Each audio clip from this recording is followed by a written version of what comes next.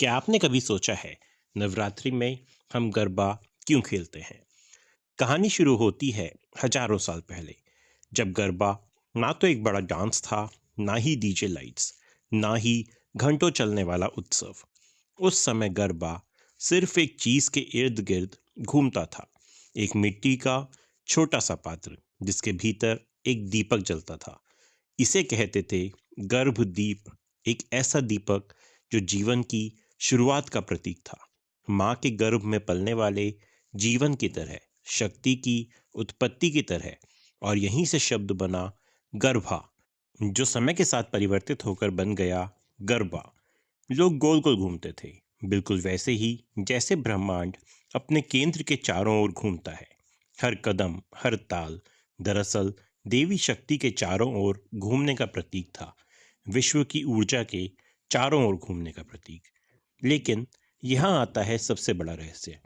आपको पता है, कई इतिहासकार, फोकलोर एक्सपर्ट्स और शक्ति परंपरा के साधक यह मानते हैं कि गरबा का आधार सिर्फ भक्ति नहीं था।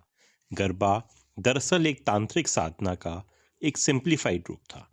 सोचिए, रात के समय गोलाकार घूमना, शक्ति तंत्र में इसे कहा जाता है चक्र गतिशीलता, यानी एनर्जी सर्कुलेशन।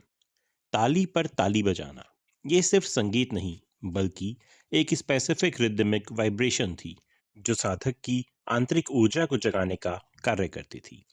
और गर्भदीप के चारों ओर घूमना, यह देवी के बीज मंत्रों के एक्टिवेशन का प्रतीक माना जाता है, जहां दीपक जीवन स्तोत्र का प्रतिनिधित्व करता था।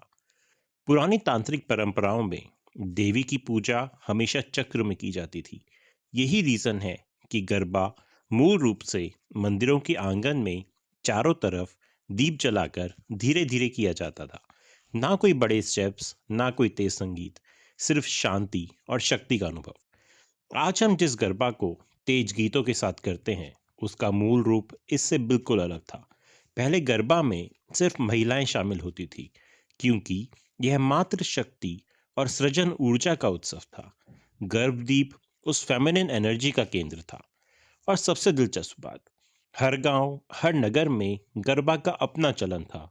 अपने स्टेप नहीं, क्योंकि स्टेप्स देवी की शुभ दशा के अनुसार चुने जाते थे। उत्तर दिशा की तरफ घूमना प्रॉस्पेरिटी, दक्षिण की ओर प्रोटेक्शन, पूर्व दिशा अवेकनिंग ऑफ नॉलेज और पश्चिम दिशा लेटिंग गो माना जाता था। धीरे धीरे समय बदला। मुगलों के समय रात्रि उत्सव सीमित हुए। फिर ब्रिटिश काल में यह पूरी तरह लोक नृत्य जैसा दिखने लगा। लेकिन गुजरात में एक चीज बची रही, गर्भदीप का मूल सिंबोलिज्म। और आज भी अगर आप किसी पुराने गांव में जाकर देखें, तो लोग आधुनिक नृत्य शुरू करने से पहले 2 मिनट मूल गरबा करते हैं।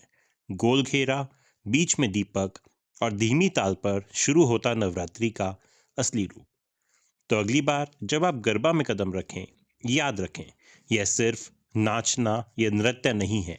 यह हजारों साल पुरानी एक परंपरा का हिस्सा है, जहां हर ताली देवी शक्ति की ऊर्जा को जगाती है, हर कदम जीवन के चक्र को दोहराता है और हर दीपक याद दिलाता है कि इस ब्रह्मांड में हर चीज एक छोटे से गर्भ की तरह शक्ति से जन्म लेती है।